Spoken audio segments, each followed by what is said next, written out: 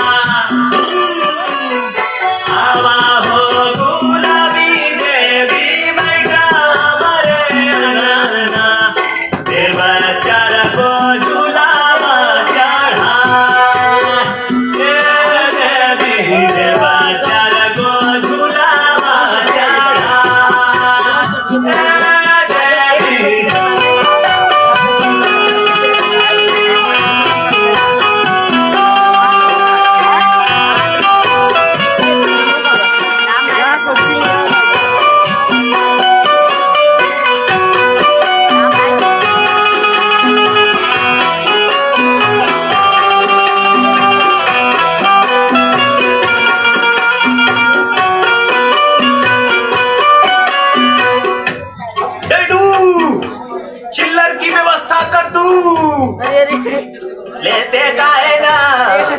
इतना हमारे गंजिया में 1500 चिल्लर हुआ चिलारा के गोबारा से घराली पावई भरा धाका दूधा से बचाड़ा देवी भरा धाका दूधा से बचाड़ा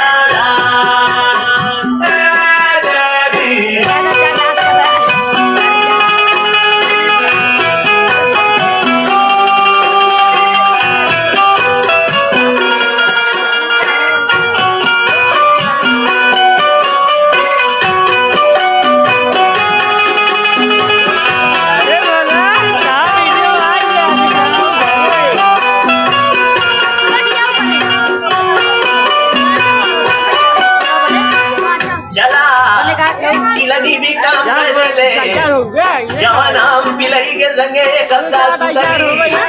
तू भी सर्वा स्वार्थ हो गए ले कबड़ी गलेरी बिले धीरे धीरे आकारी के लड़िया का